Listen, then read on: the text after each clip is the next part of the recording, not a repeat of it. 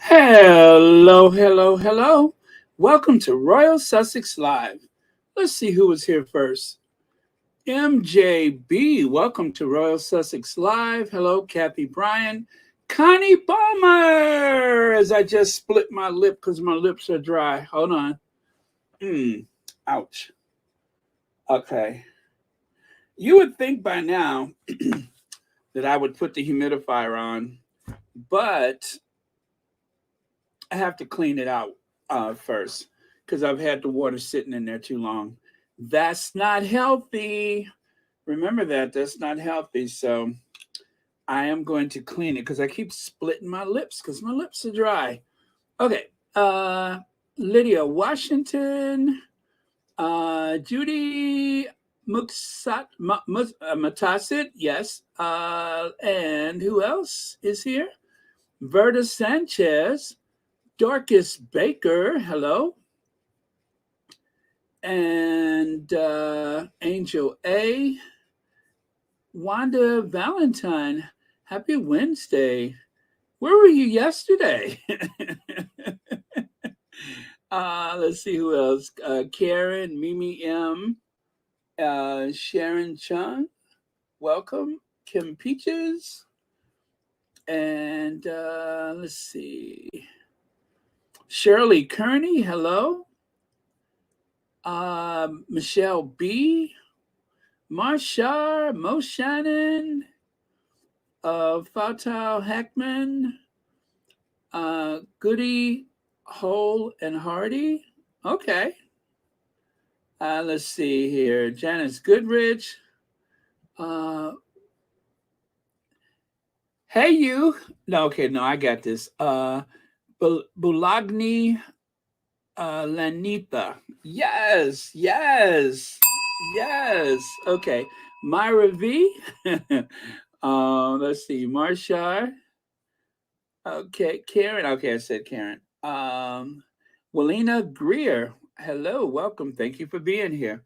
Okay, so let's get into it because I was thinking about something, and you know what happens when I get to thinking. Either I talk about Europe, or there's another food truck video, or is something even more bizarre. Hey, Dorothy Ross, hugs to you too. Denise T, Rodney Jackson, hello, educate you too. Okay, let's see here. So let me just grab a couple of slides from like yesterday. There we no, I don't want that right now though, but I'll leave it there. How about this one? Uh, okay, this is the one for today. Wunderbar. Yes, there we go. All right, so I'm just going to jump into it. The invisible contract. I have been thinking about that invisible contract. As you know, guys, I have been on a bit of a crusade, or if you will, a quest. I have been trying and trying to help explain the way they have been pulling the okey doke. When I say they, of course, I do mean the institution. And of course, when I say they, I'm speaking of the tabloid press. To me, they're almost one and the same. I don't know who's calling the shots, but I'm very, very bothered by it. And it doesn't start with that. I'm going to tell you where it starts. It's the American politics, which is how I first um, realized how powerful propaganda can be, how devastating it could be, how potentially deadly it can be. The propaganda machine, the gaslighting, all of those things combined. Um, if you are on the wrong side of it, if you are on the wrong side of it, they could take everything from you, including your life. Um, Let me proceed here. Um, the propaganda machine. Nicola Sturgeon announced today that she was stepping down. Now, the term wokeism, they don't even say, I don't know why they stopped saying liberal. I don't know why they stopped saying liberal. Maybe liberal ran its course. So now they have changed and they use the term woke. Everything is woke. One of the reasons why I stopped watching Bill Maher is because he has this incredible ability to build a case against anyone left leaning, even though for a long time people on the left thought that Bill Maher was actually a leftist himself. And I promise you, ever since he got in trouble with the N word, it seems like he has shifted his allegiance to the other side and actually entrenched himself into the other side. I don't like someone who is supposed to represent the left, represent the liberal values that I have and hold so dear. I don't like the fact that he spends the bulk of his time explaining what's wrong with a more liberal, more woke, if you will, person or argument. He always finds out something wrong. Now, one of the things that has been devastating to the left has been the politics around, wait for it, wait for it, the politics around gender. Who is and who isn't? Who's what pronoun do we use?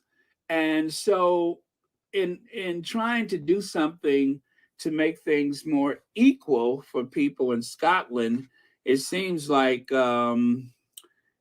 Nicola Sturgeon has somehow been made a scapegoat, the butt of the joke. She has been rendered useless because, of her politics. And of course, this is all too convenient for the, well, let's just face it, for Westminster, isn't it? This is all too convenient for Westminster. This is all too convenient for the royal family, the Tories, and anybody else opposed to the idea of a independent Scotland. And some people even say that Nicola Sturgeon was, oh my God, those are nice microphones. You guys see those microphones you got? I just noticed those. Woo, they are expensive, but they really focus the sound from your mouth to the microphone. I mean, those are expensive. And she's got a pair of them. I'm sorry, I just noticed that. I forgot the brand. I could see the logo, but I can't make out the brand. But those are expensive. So anyway, not to lose my train of thought here. So she is a victim of the tabloid media. They have been working on her for some time. Now, she still has the confidence of most people in Scotland, but she's reading the room. She's reading the room. In other words, before things become too much about her, before things become too much about her politics, or even the NSP party, or is it the SNP? I'm sorry, SNP party. Before it becomes too much about that, she's the face of the party, and as the face of the party, which, as I say, still has the confidence of most people in Scotland. But you got to realize, too, that there's a lot of people in Scotland that vote the interests of Westminster because, things were so expensive down south, they moved up north. Or perhaps they have long family ties and business up north. And so maybe they have taken residence up north, or maybe there are just some Scottish people who feel like they are better off with the South, which of course would be England, or not. So there's a lot of things at play, but the point is the propaganda has devastated her political aspirations. And so it doesn't mean that the independence movement is over. It doesn't mean that the idea of using the next vote as a referendum a de facto referendum. Doesn't mean that that's completely dead, but she's doing the smart thing and removing herself as the face of the party before is too late. It's unfortunate, and I'm going to tell you why this really bothers me. It's because her excuse for leaving was that she doesn't have the energy to serve out her term, that she can't give the full focus. This is the same thing, pretty much, that Jacinda Ardern said in New Zealand. And as much, excuse me, I didn't know that this was going to be emotional, but as much as I hate to say it, I got to say it. This really sets the movement for women in leadership in the Western world. This sets that movement backwards quite a few years. Uh, no offense to Jacinda, no offense to Nicola. I'm sure they had their reasons, but I've always believed that if there were more women in positions of executive leadership um, throughout the Western world, maybe there would be fewer wars. Throughout the entire world, maybe there would be fewer wars.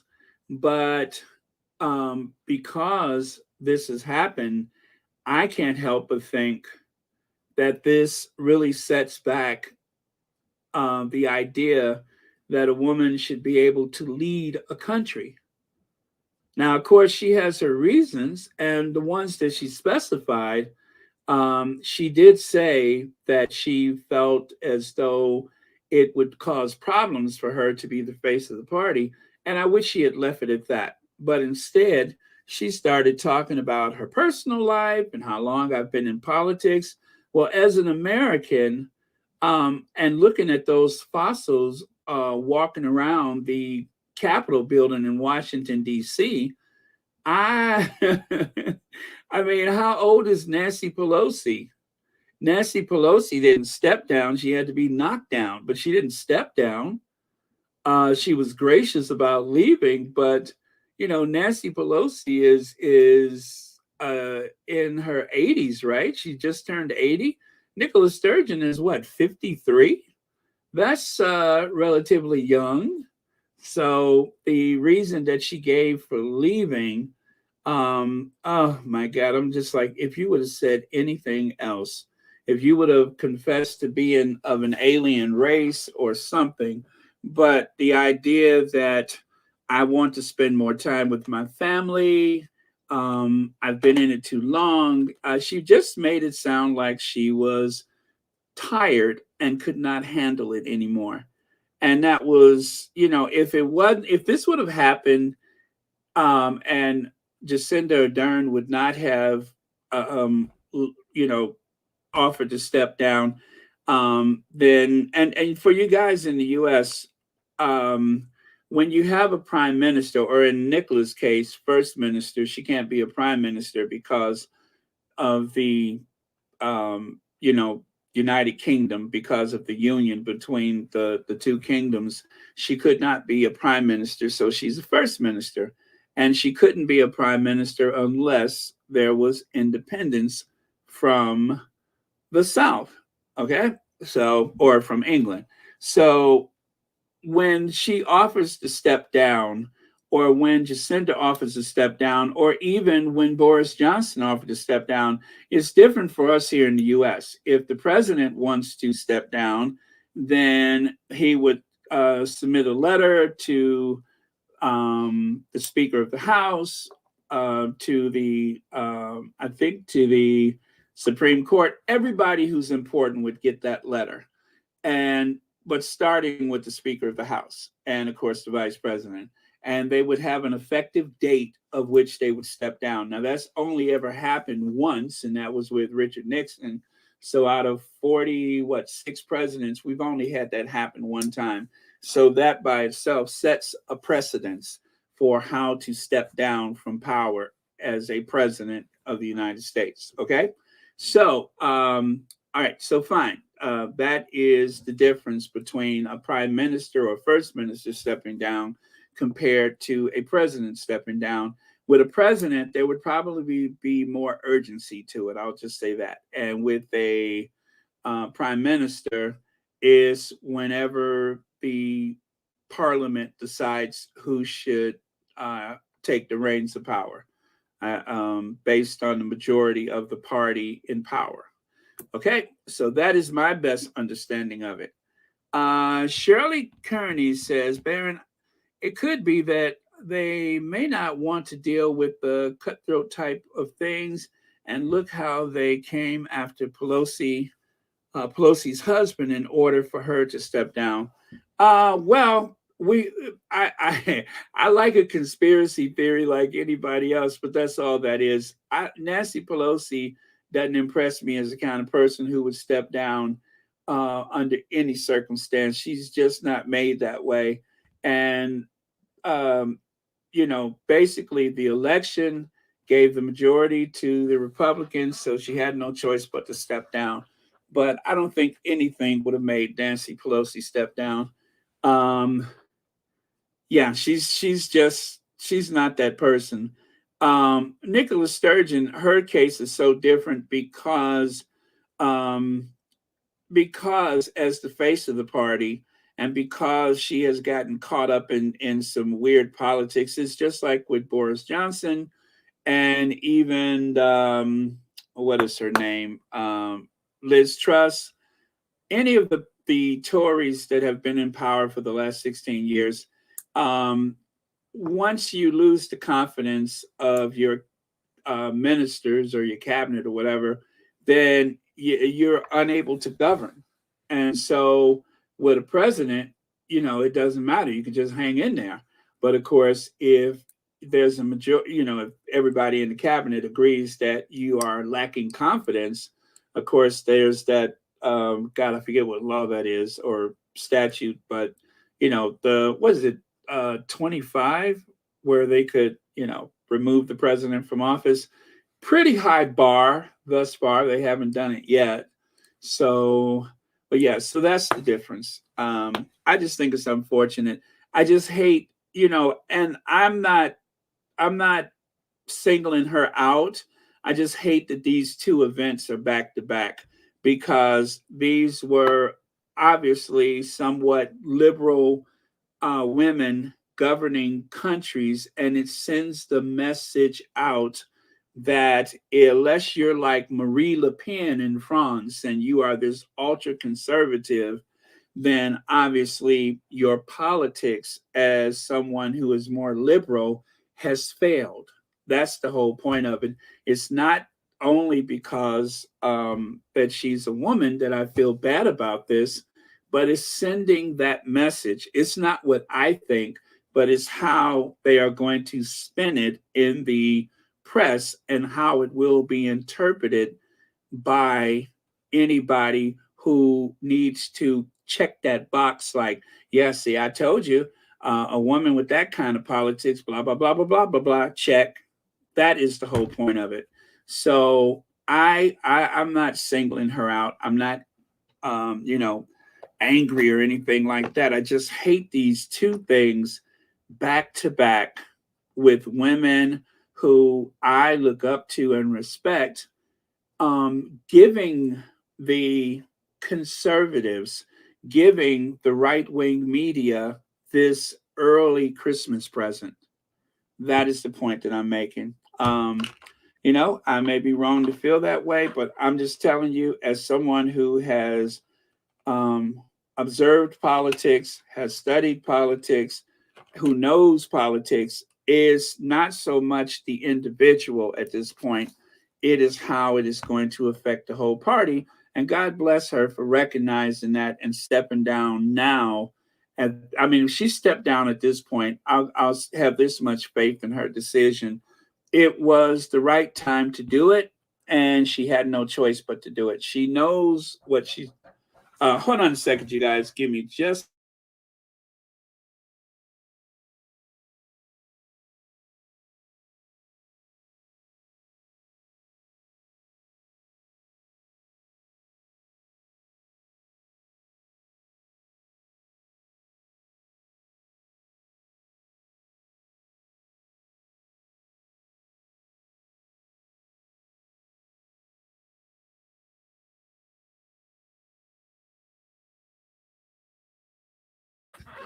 Okay. All right. So that is the point that I'm making. Let's see. Shirley says, Baron, do you think it could be that it's about regrouping rather than stopping altogether? I have heard and read that for most people in top position, it's best to work from behind the scenes.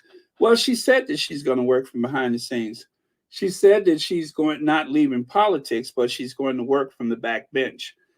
Um, and all of that could be true, but my point still stands. The timing of two women in such important positions of authority will not be lost by the tabloid media. And that's what I hate, is that it's really a gift to them. Let me see. She's now the second to resign, having been there for 8 years and 2 months, according to reports. She's considered a good PM. Well, first minister, right? Um, but yeah, well, I agree. I agree with all of those things. I'm just saying, you guys hear me when I say this. I'm glad she's taking care of herself and her family. I'm glad that she's making a bold decision. But the greater point that I'm trying to make is that she has a right to her life. Fine, is a gift to the tabloid media, and that's the whole point. I just hate that part of it. That side of it is very painful to me because I know what they're going to do with it. I know the argument that they are going to make with that information. Let me see. Marsha Barron, if you know who Nancy Pelosi's daddy was, you would know she wouldn't just step down for anything. Her daughter said her mother would cut her head off before you're bleeding. Exactly, exactly. Nancy Pelosi is a whole different uh, breed in politics, a whole different type of person. And let me see. Let me see. And Shirley says, I understand. Thank you for your perspective. I just hope these women are just regrouping and trying to allow the younger women who may be a little more cutthroat than they are. You know, it's Jacinda Ardern said that she was kind of like the accidental prime minister. It just kind of happened because someone else stepped down. As for Nicola Sturgeon, I think she may have been in politics a little longer and has a little more grit. But, their situations are very different. And so I don't want to lump them the same in terms of their politics or their situations. My whole point is just this will be contrived into something that sets back a movement in politics, and that's the whole point of it. So anyway, you guys, thank you for your patience. Uh, Audrey Teshner says, "Evening, Royal Sussex. My squad and all fellow squaddies will just listen tonight. Thank you for the safe space. Appreciate it here. You are quite welcome." And thank you so much for being here on the Royal Sussex. And thank you for the super chat. Okay, so then there's this. Um, as a little girl, I dreamed of being a princess. I, for one, was all about Shira, princess of power, and grown up women seem to retain a childhood fantasy. Just look at the pomp and circumstances surrounding the royal wedding and the endless conversations about Princess Kate. So, when my dear friend Mishan Harriman, wow, look at how long they've been friends, introduced me to Princess Aliyah Al Sunusi, I had a bit of a pinch myself. I'm emailing with a princess. Okay, so she had a pinch herself moment. Okay.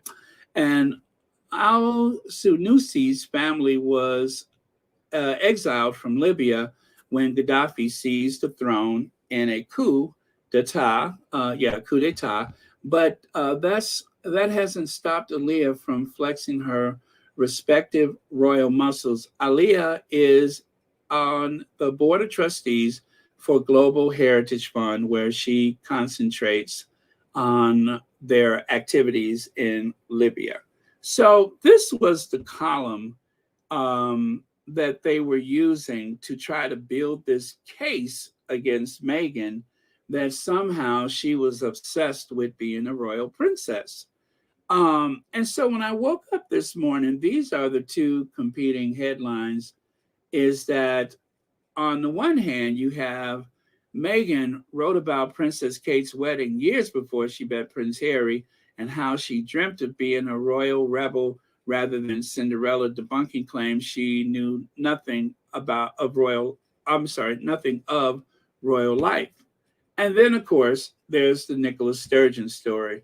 So in the U.S., they wanted to, give us a bunch of propaganda when you first open up the Daily Mail about Meghan. So I said to myself, well, if all of this has happened with Nicola Sturgeon, I wonder what they're saying, in the U.S. Well, obviously, the First Minister of Scotland stepping down was not big enough news here in the U.S. to make this the big headline at the top of their news page, or streaming news page.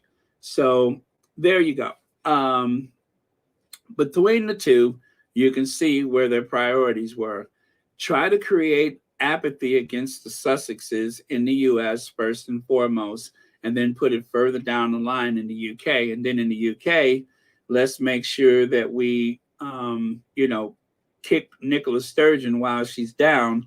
And believe me, this is just one article for Nicola Sturgeon. There are several more that have been added since. And of course, half of what you read, well, actually not half, but more than half, will blame her politics as the reason why she stepped down. Okay. And then let me go here. All right. So that is what I had. Well, you know what? I'll leave it there for a second. CR says people use this as a gotcha moment. She said she didn't know much about Harry, the real person, or his family. I remember Kate's wedding. I knew nothing about the family but Harry and Diana. CR, I think you speak for most of us. I really do think you speak for most of us. I believe you speak for most of us. It's just that simple. Everybody knew that there was a big royal wedding back in 2011. We didn't know much about William or Kate for that matter. We mostly knew Harry because he was the more popular of the two princes. And of course, Diana is the one who brought most of us into the royal family in the first place, because we were interested in Diana, and not so enthralled with the rest of the family. So that really speaks for everybody's feeling about it, I believe. I mean, you you knocked that one out the park. So yeah, they're trying to take a big nothing burger and turn it into a I gotcha moment.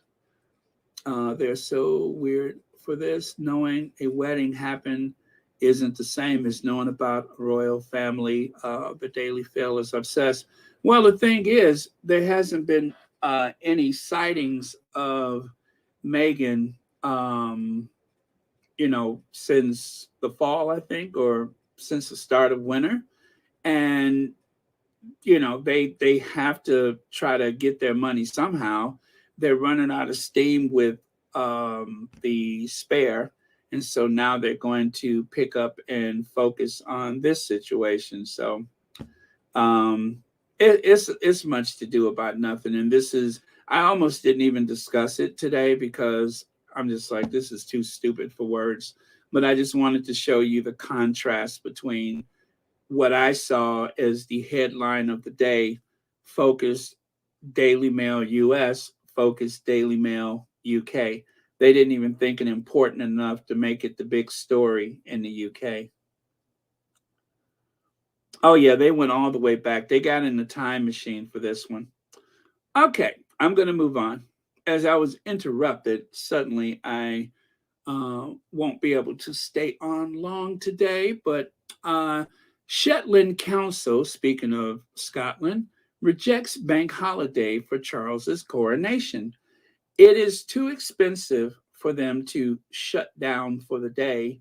And so the council in Shetland says, no, we're not observing a bank holiday for Charles. And that's about the uh, all of that. So I'm going to move on. Now, let's get to the main thing here. Covert covert reports like this. Boy, that was a good save, right? Charles met Queen 2 days before testing positive, right? Follow my timeline with me, okay? And so there they are. The Queen, who had a luncheon with Charles, Typhoid Charlie and Typhoid Cammy. They had a lunch. Well, she had a luncheon with Charles. Now, I just said yesterday, I don't suspect they do a whole lot of testing before they go out and meet with the public. I don't think they do a lot of testing when they meet with each other, not even the Queen, because as they are divine by God Almighty, obviously they don't get sick, right? Right. And then next thing you know, fears for the Queen as Palace refuses to say if she has it after it's revealed that she met Charles 2 days before he tested positive. Huh? And then next thing you know, Queen catches it after Windsor Castle outbreak. So rather than focus on the fact that she had a luncheon with her son, who not only did he get sick, but his emotional support, Camilla, also was stricken for the second time, if I recall. Both of them were stricken for the second time. So, what are the chances that the Queen, who has been living in isolation in Windsor Castle, would have caught it from one of the servants who was obviously wearing gloves, a mask? I mean, if you were a servant and you had the nation's welfare in your hands, right? While serving Her Majesty the Queen. Now, also, I want you guys to know that the people who worked at Windsor Castle lived at Windsor Castle. They weren't leaving to go home every night. They were sequestered and put on round the clock residence to make sure that they weren't coming and going and bringing a bug with them. Did you guys know that? I'm telling you, they made sure of it. They were tested constantly. Now, if there was an outbreak there, I don't know how it would have got into the castle unless somebody else who did not live there but only visited the castle had come in there. Meaning, I don't know, Charles. Oh, excuse me, Charles. Meaning that it had to have been someone else. And then there's this. All right, so we all find out that she has it. And then next thing you know, let me see, what's the date there? February 2022. And this is just as they're rolling out the vaccines, right? So, in order to alleviate some of the pressure that the Tory led government was under because so many people lost their lives due in part to mismanagement of the crisis. Remember, Boris Johnson was in power. Then they started using the Queen as an example to us all, right? But then they had a panelist on Loose Women who wasn't having any of it. She said, Vine panelist stuns saying Queen work is colossal waste of time. Now that was not Stacey Solomon, that was someone else. But she pretty much said what a lot of people were thinking. It was Marina Purkis felt the country should not be overly focused on the Queen. Well, I agree because at this point, not only was the Queen stricken by that, but I do think at this point they realized that the Queen was not a well woman anyway. So there's the two things going on. So follow me into this rabbit hole, if you will. So Marina said, must be doing something right if the express is coming for me to clarify. I said her duties of reading and signing government papers was a waste of time because she has no power beyond ceremonial ones. It's like my nan going through my project performance spreadsheet for work. Okay, so I did see that episode, and that's pretty accurate. She was, and she also went on to say that unlike the Queen, most of us do not have a nurse in the next room. Most of us are not checked every day or however often. She said most people in the country do not enjoy the safeguards and the security that the Queen has locked away in Windsor Castle, which again does not explain how she could have been infected in the first place. Charles, excuse me, I got to do something about these allergies. Queen reveals horrible virus left her exhausted. So, you guys, I didn't have to look these up. I told you guys I was keeping receipts. And so let's get to her. This is what I'm working on. I destroyed Diana. I stole her husband and her life. There's literally nothing I can do in order to keep, I mean, nothing I will not do in order to keep it, right? We just looked at that yesterday, thanks to some squatty who shared that on social media. 6 February 2022 marks 70 years since Queen acceded to the throne on death of her father, George the Sixth, right? That's called a session day.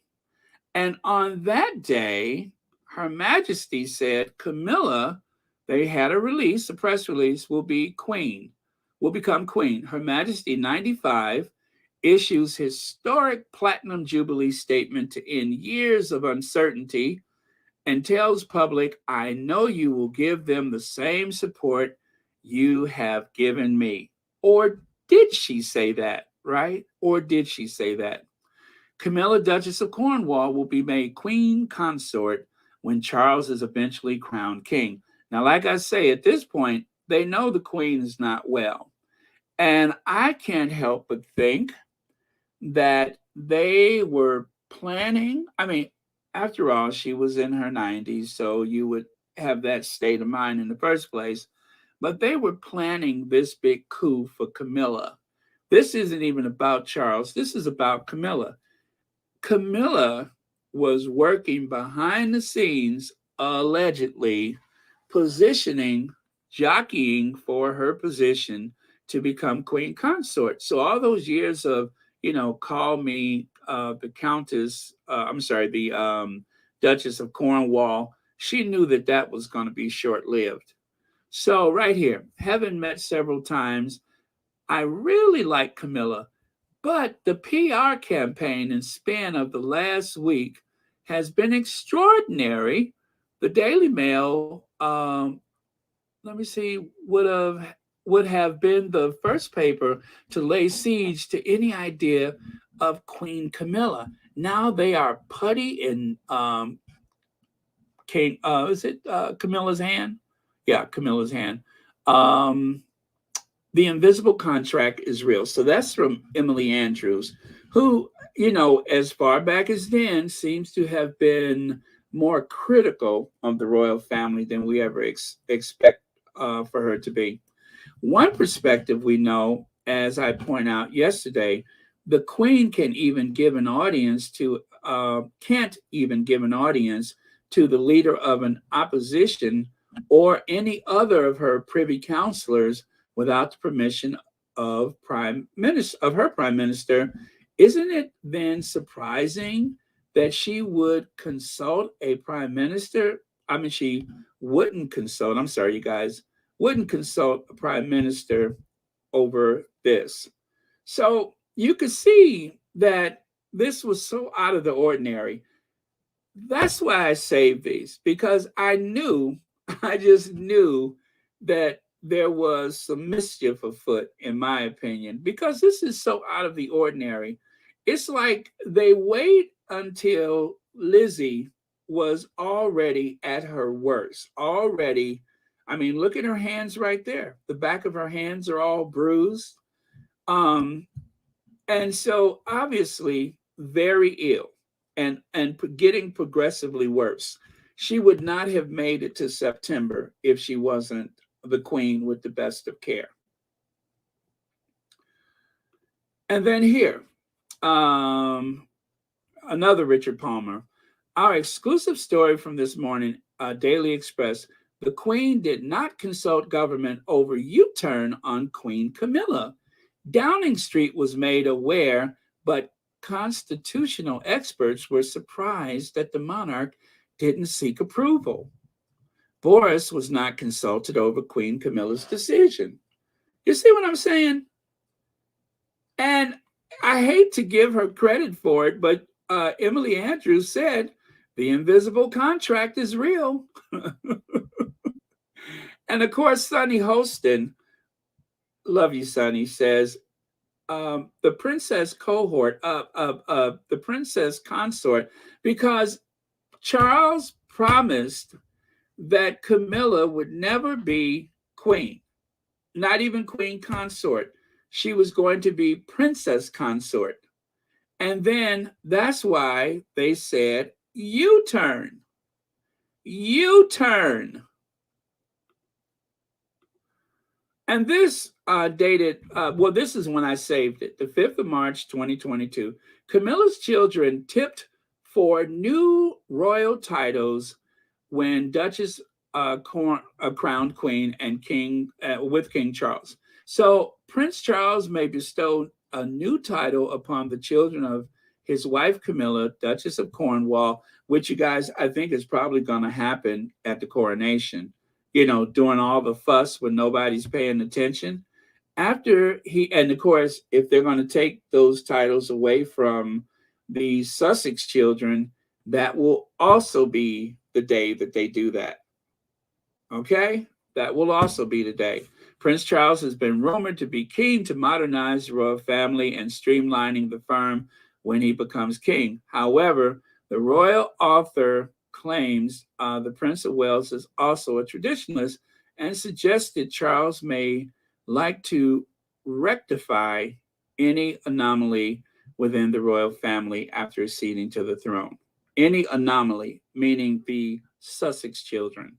The commentator Brian Huey, is that his name, noted Camilla has 2 children, Laura Lopez and Tom Parker Bowles. Laura Lopez, what the?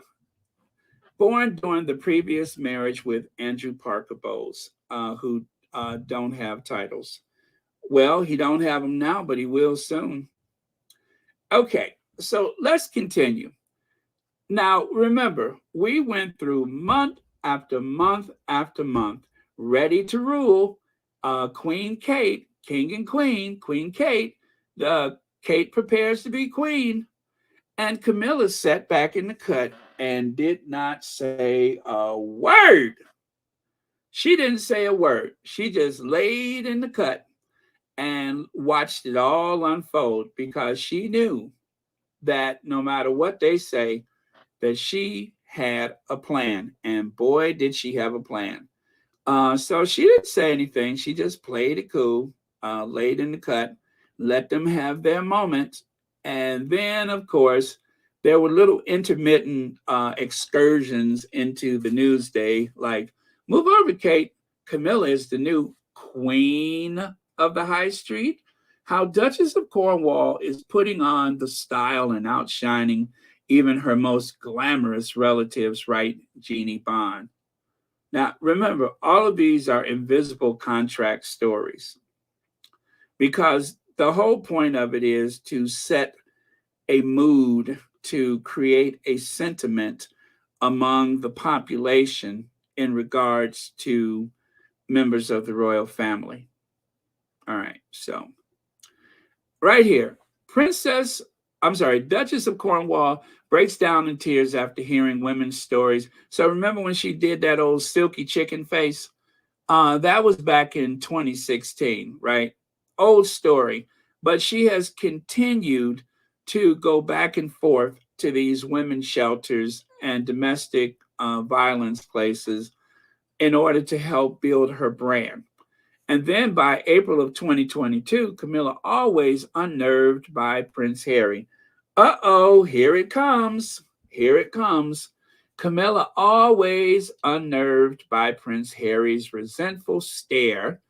Now, that, of course, is part of drumming up sympathy for her, as though it is something so out of control that she had little or nothing to do with it, because after all, she and Charles were meant to be together. They were lovesick puppies, and Charles' sense of duty, he married Diana. That's the narrative. Even though he didn't want to, he was trapped. Diana was trapped, and he just wanted to make things right. And now all he wants to do is to be happy with his silky chicken. Duchess Camilla skips the meeting with Commonwealth youth leaders. Well, that was because of that bout of the pandemic. That's because she got sick again, right? That was when she got sick again. It was starting to wear on her. Now, remember, she has had 3 bouts of it to my count, 3 of them. And then here you got, move over, Kate. Camilla is now the new queen of the high street. Oh, yeah, you know what? I did that one twice. Never mind. All right. So then at the bottom, Eamon Holmes loves a hug with Camilla. That was when Charles and Camilla went on the morning show. The morning show now, so people could see how warm and friendly they are. This is as they know the queen is slipping away. Duchess of Cornwall introduced me to Henry the Bromhead during her visit to his stable in Knockane County, Waterford. Pictures by great photographer friend Paul Faith. Now, Paul Faith is taking pictures of Arthur Andrews walking around with his camera. So part of this was a story about her at the kennel or at the stables. Part of it turns out to be how Arthur Andrews, slide down to the bottom, royal photographer stirs controversy by claiming Camilla is nicer than Princess Diana and easier to get on with. People's memories are slipping. Well, Princess Diana is still one of the UK's most favorite royals. So this person was trying to remind us that this is a bit of an okie doke that they're pulling off. But most people are not going to notice that, because the big story was from Arthur Edwards himself. Just say Andrews, Arthur Edwards, saying how nice Camilla is. You got Eamon Holmes. You got a whole bunch of people schmoozing up to Camilla. And then, of course, the Vogue magazine, the British Vogue magazine. She did a spread in the oh God, this sounds bizarre. She did an article with them. And then, of course, the documentary to explore Camilla's guest editing role at Country Life magazine. So all of that stuff about Kate ready to lead, the country is safe with Kate, that means nothing at this point, not a thing, because suddenly the gears have shifted. And if you notice, it's all about Camilla all the time, while the queen is slowly slipping away. And then over here, Prince Charles and Camilla hired Daily Mail executive for top post. This is the same Daily Mail that the Duchess of Sussex won her lawsuit. This is the Daily Mail that has been going after Harry and Meghan for what? Years now. And she decides that she wants to take on someone from the Daily Mail and put them right there in Clarence House with them.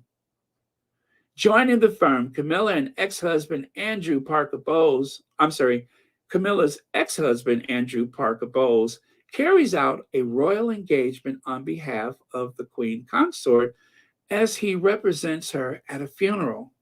Uh-oh, is this how it starts? Is this how it starts? See how they make that seem like it's so typical, like it's so usual? Nothing to see here, folks. Nothing to see here. He's just doing something that people in his position always will do. And of course, his kids are going to get some titles. The invisible contract. As you can see, Lord Rothermere, aka Lord Nappyhead, with of course the Queen. There he is with Kate, William, Camilla, and even the Countess of Wessex, aka will never be a Duchess. And then up there at the top, you can see where the Duchess of Cornwall opens Daily Mail Chalk Valley History Festival. She's opening a festival for the Daily Mail. So obviously, there is no bad blood between them. Any stories from the past that may have made her life difficult is a thing of the past.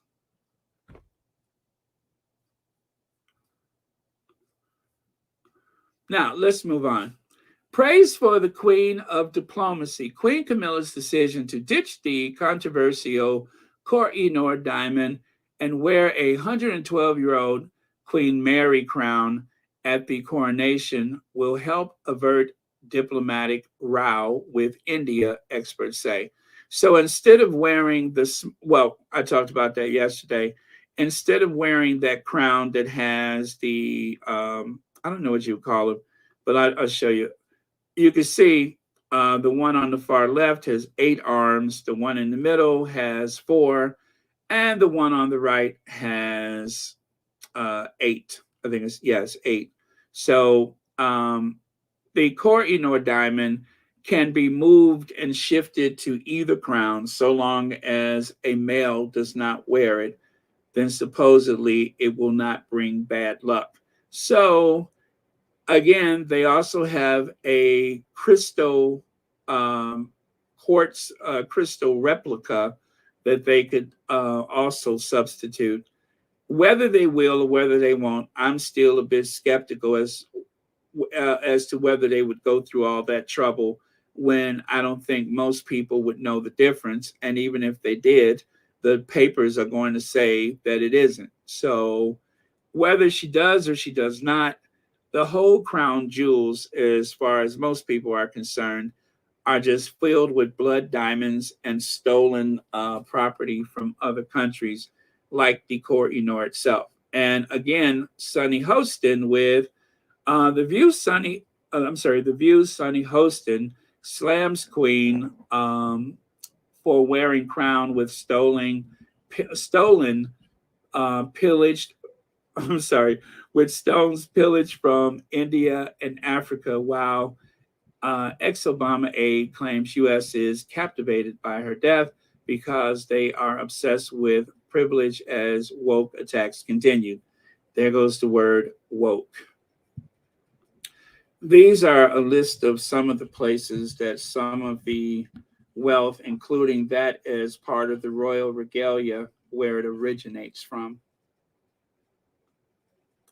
And of course, all of it was made possible by empire, by colonization and empire. That's how all of this was made possible. And then here, calls are growing in South Africa for Britain's royal family to return the world's largest known clear-cut diamond in the wake of Queen Elizabeth's death.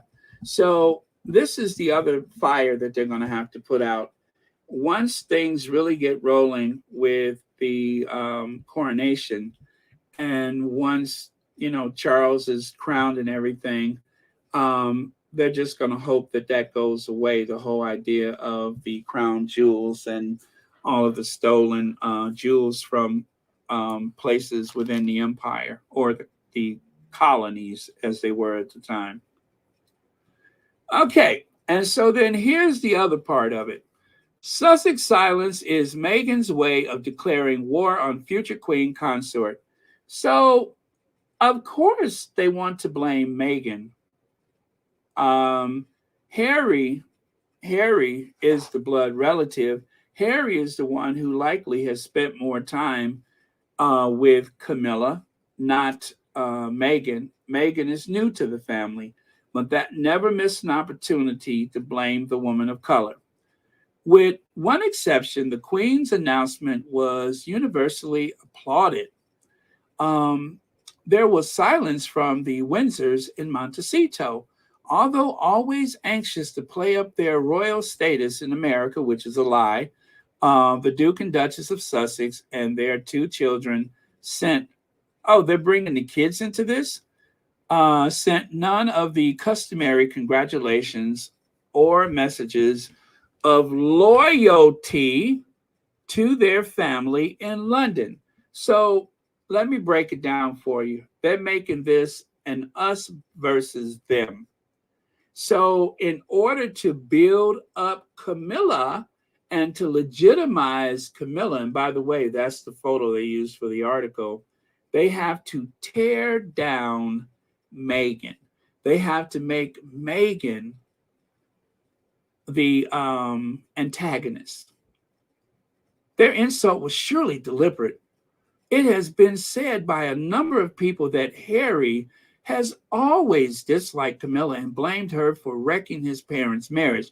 Perhaps the Sussexes deafening, that is, silence is Meghan's way of declaring war. So how does it go from Harry doesn't like her to Meghan declaring war? It is believed that she has never liked Camilla, and I am sure the feelings are reciprocated. From the outset, Camilla was, let me see whatever it is behind that watermark, suspicious about the adventuress from Los Angeles. She found it hard to believe that Meghan would sacrifice her career and independence to serve silently as a team player devoted to the monarchy. So again, there goes that trope about Meghan being bored and not really liking to do work. But as in all of her conduct, Camilla remains tight-lipped. Those lips are so tight, they got lines in them. Yeah, she was tight-lipped. Okay. Even when Harry and Meghan stayed with her and Charles at the Castle May in July of 2018, Camilla was baffled by Meghan's explanations about her media war with her father, Thomas Markle. Baffled. Some people would even insinuate that she helped to engineer it, allegedly. How can she be baffled about something that some people, that an insider, someone within the institution, a royal insider, Royal Sussex has reached out to the palace, all that stuff. How could she be baffled by something she may have possibly, for the sake of the lawyers, she may have possibly helped orchestrate? How could she be baffled by something that she may have played a major role in, possibly, allegedly, and considerably? Huh? Why would she be baffled by that? It seems to me that if there was any type of concerns with the tabloid media, her father and Meghan, she would be in the thick of it. And why would I say that? This is why. This is why. This is why I would say that. This is why I think that's possible. Huh? This is why I think that's possible. And it has been going on for quite some time. As Harry has said, that he was sacrificed at Camilla's altar to help reform her reputation. Black Queen says, "Hey Baron, can you please give us a good clean dragging of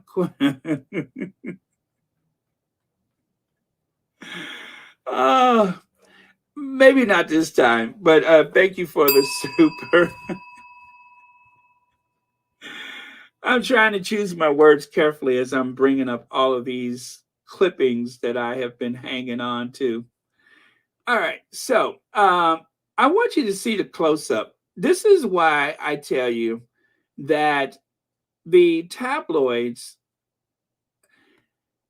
I won't blame the individual, the man on the street, Joe Lunchbucket, or anybody else for having these very twisted thoughts about Meghan, because it has been part of a long campaign.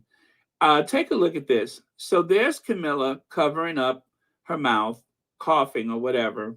Maybe got a little nicotine coming up the back of her throat. And Meghan is smiling at the public. So that says Meghan just wants attention.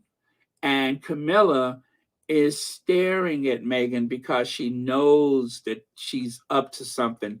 Because remember, she found it hard to believe that Meghan would sacrifice her career and independence to serve silently as a team player. You see what I'm saying? This is what people who follow the tabloid media, this is what they see and inevitably what they believe. And then take a look there on the right. You can see Meghan lurking behind Camilla. Camilla's looking concerned and worried because Meghan is behind her back. And Meghan is staring at the camera, obviously looking a bit puzzled, or not puzzled, but looking a bit guilty because she's up to something. And these, of course, are pictures. Obviously, they were just thrown together, but it helps to build the case against Meghan. This whole article about Harry really is about Harry not liking her, but it turned into Meghan's hostility for Camilla. It's really saying that Camilla can see right through her. Camilla knows she's up to something. Now, this is the broad picture. You on the left there, you can see the close up. This is the broader photo. Camilla, Meghan, you can see Harry over there across from that fossil. And there's Kate, so full of herself, she couldn't care one way or the other. Um, it was all part of a greater plan, as far as I can tell. Let me see here. Jocelyn Young says, Baron Thomas said the plan was to mess up the wedding. Rottweiler was a part of the team, allegedly.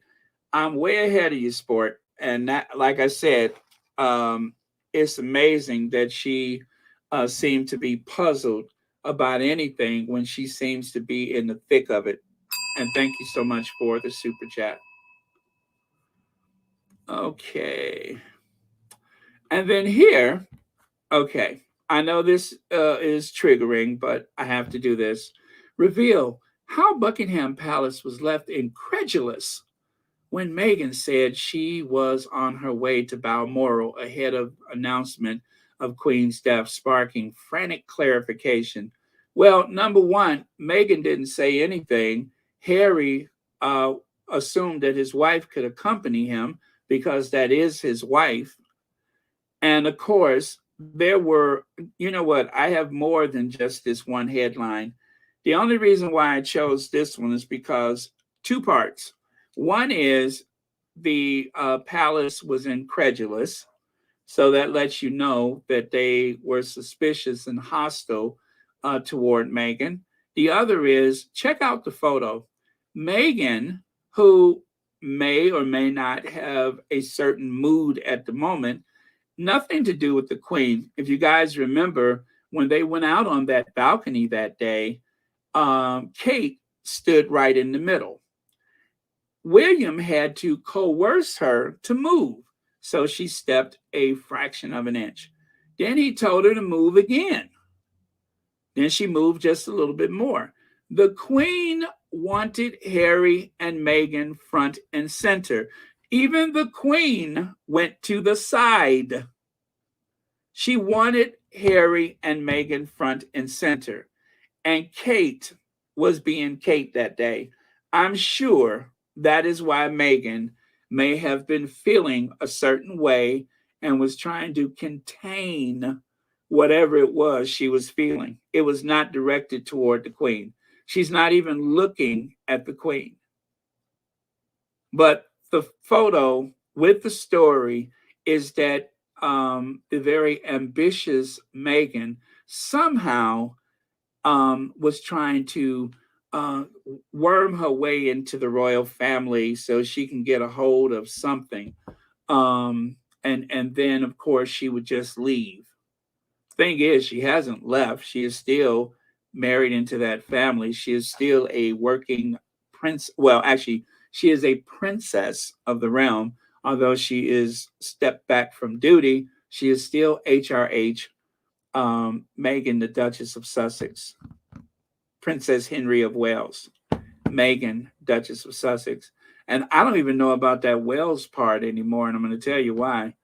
Because now William is the Prince of Wales. He was only Henry of Wales because his father was Prince of Wales.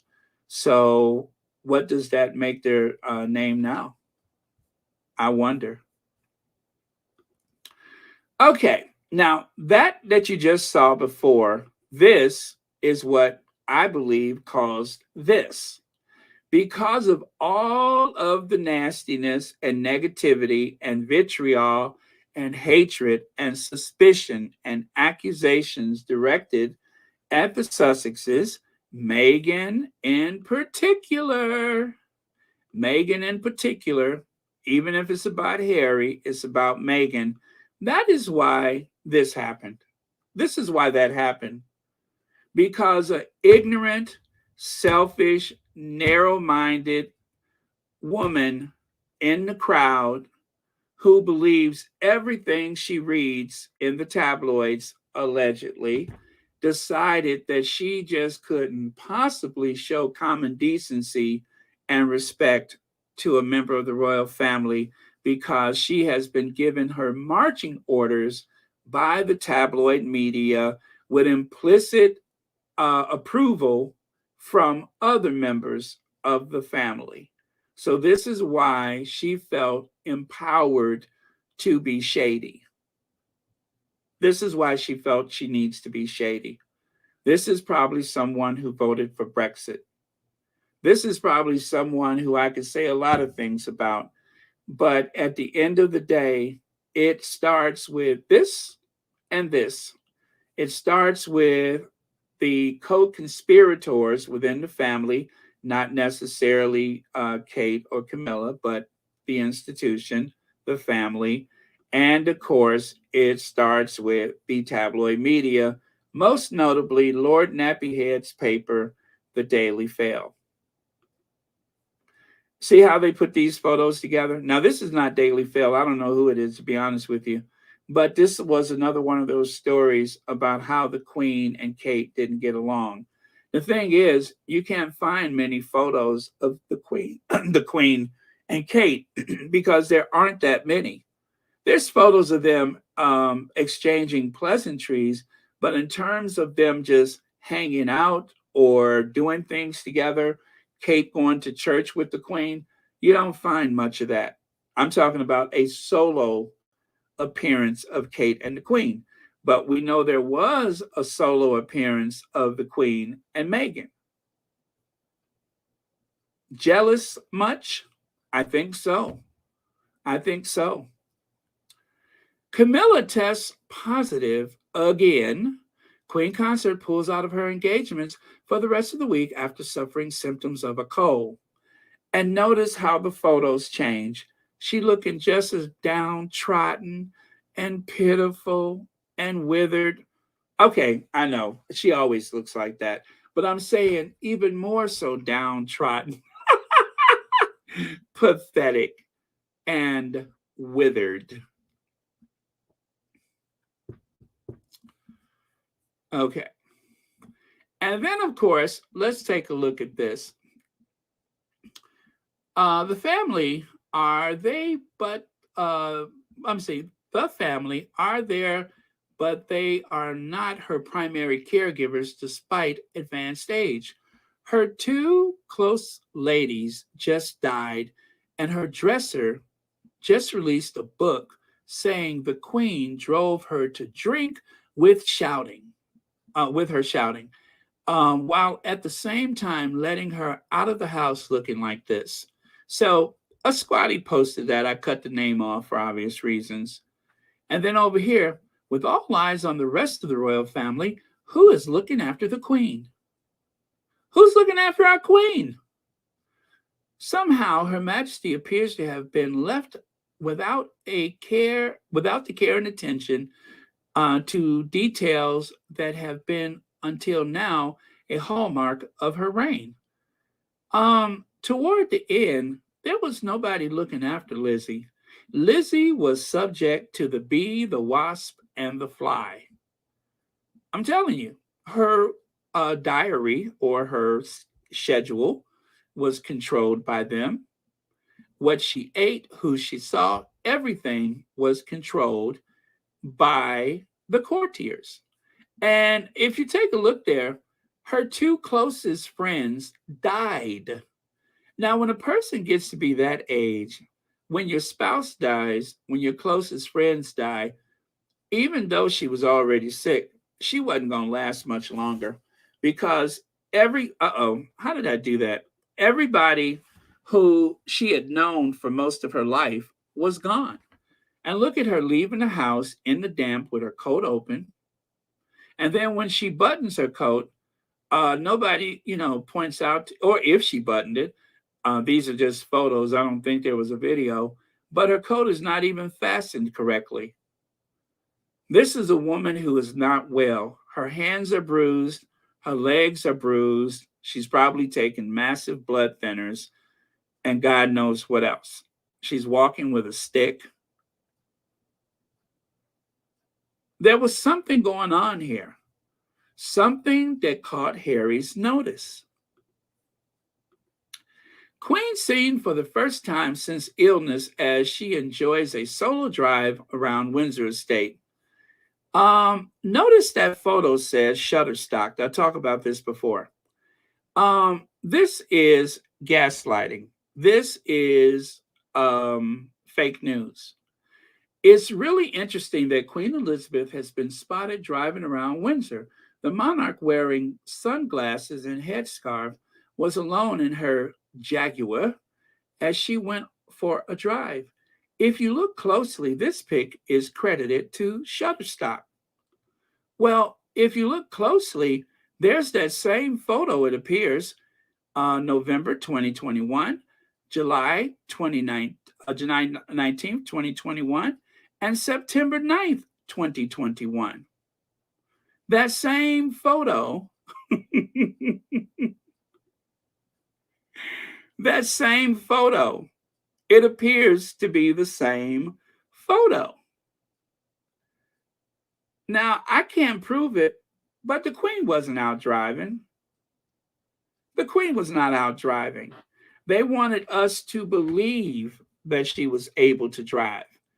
And I say that the tabloids were complicit in this lie, having posted stock photos of the Queen.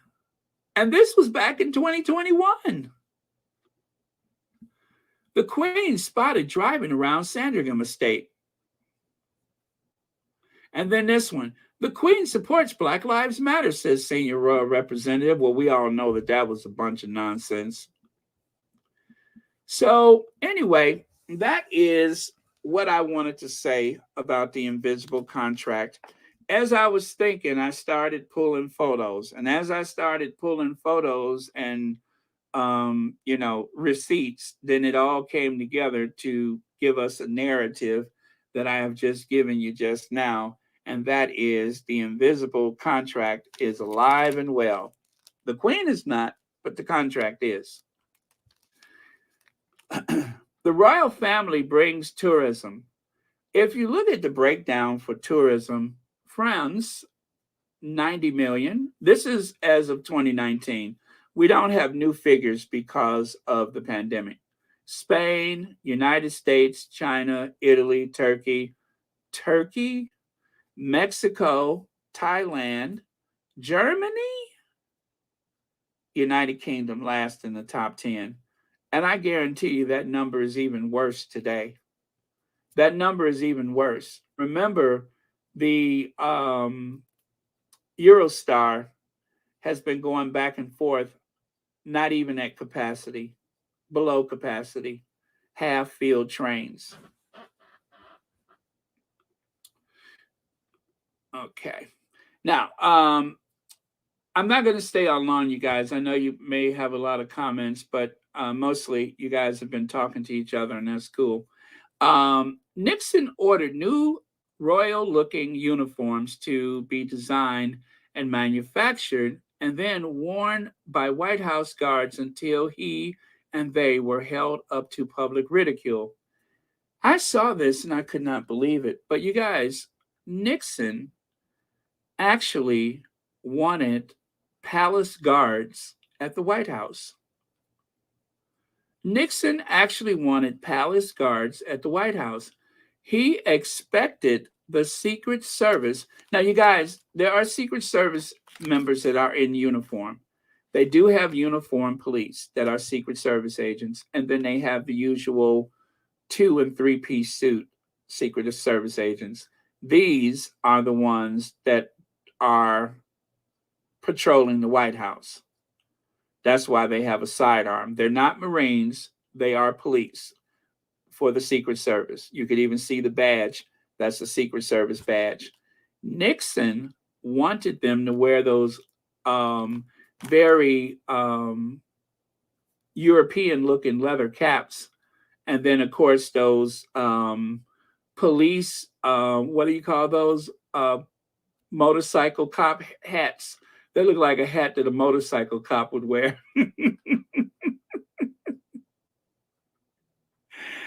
Oh, but there is there's something disturbing about those uniforms. But the funny thing is, if you look at that middle photo, the uniforms, actually one of them wound up in the museum. They never did go into use full time because people laughed and ridiculed them so much that they abandoned the idea of using them. Nobody liked them but Richard Milhous Nixon. And if you look here, the last of all insults, Nixon era uniforms to adorn Iowa school band. Those uniforms were sold at a lofty cost of $5. I think it was 25 uniforms. They sold them for $5 just to get rid of them. They sent them to Iowa to a school that had trouble financing their uniforms. And there you can see on the right, stepping out Nixon style, there's a high school band wearing uniforms that were meant for the White House Secret Service uniformed police officers. Shut the front door. Misan Harriman appears to still, actually, is he still in LA? But anyway, I saw this Great Memories with an Icon. There is only one Tom Cruise. Congratulations on all the Oscar nominations. So Misan Harriman, I think he is still in LA. I think he is taking a working trip to LA. He's been out there for a while. So don't be surprised if some new photos of the Sussexes pop up somewhere. I said it. Prince Harry's spare is still going strong. I had to think about it for a second there. So that's a good thing. 4 weeks, #1 spot, top 10, #1, best-selling nonfiction, and I think best-selling book. I think it's still the best-selling book right now. So, um, and with that, you guys, I am done. So I hope you enjoyed the little case that I was building.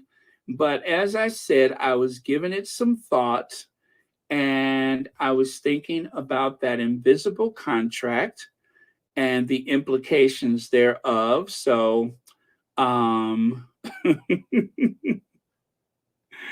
it's not strange about Nixon. Look at the orange man. He wanted to parade. Oh, wait, that's not the one I want. He wanted to parade a parade of armored tanks rolling down Pennsylvania Avenue. Yeah, that was nuts, wasn't it? Yeah. Again, a Republican, and you guys wonder, Barron, why are you a Democrat? Why do you always identify with the Democrats? Because they got common sense. That's why. They got common sense. Uh okay. And yes, I know it doesn't mean that they're all nice. Yes, I know there's racists in the Democrat Party too. Y'all, please don't come after me. I understand. I'm just betting on the team that I think serves my interests best. And until there's another party, that's all we have. So please don't try to educate me or straighten me out or remind me that so and so done such and such. I know. Trust me, when it comes to politics, I get it. But I'm betting on the team that best serves my interests. So that is what I have done and will continue to do. When I find a Republican that makes sense, then I will vote for that Republican. Until then, I am going to do me. All right, so that's it for today. Thank you so much. Thank you, moderators, for keeping this a safe space. We will revisit this invisible contract again and again. Um, Please try not to be more angry than the people that are affected by anything going on in this world.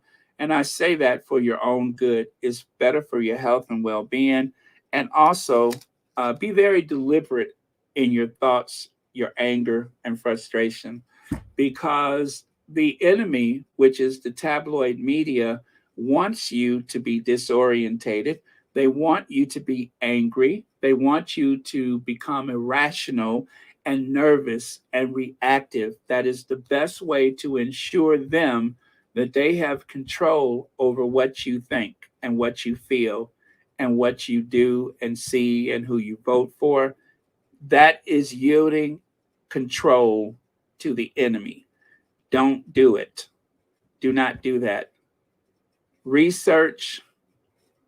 If you see something pop up and it says so and so has died or so and so has done something dreadful, please go to a reasonable news source. Please Google the story before you retweet it, before you get angry, before you have an aneurysm. Please search it, Google it. And if the mainstream media that you trust haven't picked up the story, especially within an hour, it may not be true or it may not be worth discussing. Okay? The enemy wants you nervous and upset. Don't give in to it. Okay, and that's it for today. That's my soapbox moment. All right, you guys, thank you so much. I am going to look for a last word of the day, and then we are going to cue the Ginger Avenger.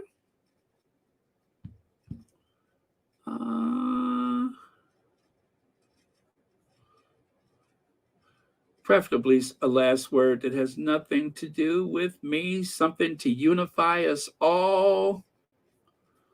Uh, Nothing to do with the Windsors, the institution, the invisible contract. We need unity. I know, Connie Bomber. It is still early. Let me see here. Okay, that's a good one. Thank you so much, Mo Shannon. That will be our last word for today. Thank you so much. I have been going over 2 hours and even 3.5 hours way too often lately. And I promised myself I was going to pull that back. And I knew I had a lot to cover today, so I just pushed right through it. But I thank you for your time. Thank you for your generous donations to Royal Sussex. And for those of you that cashed app and PayPal me yesterday, even after Royal Sussex, I do thank you so much for that. It's greatly appreciated. I don't want to say the names in case you want to be anonymous or you use something different on social media, but I do greatly so much appreciate it. So thank you. All right.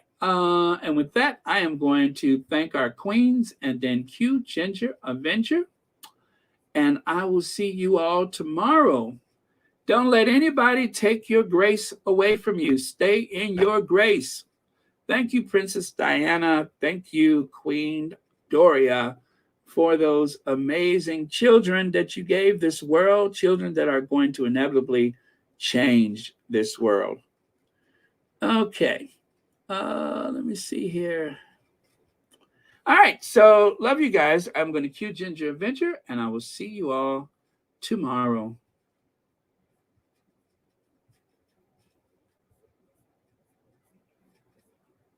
Feeling shortchanged? I mean, but 3.5 hours twice last week.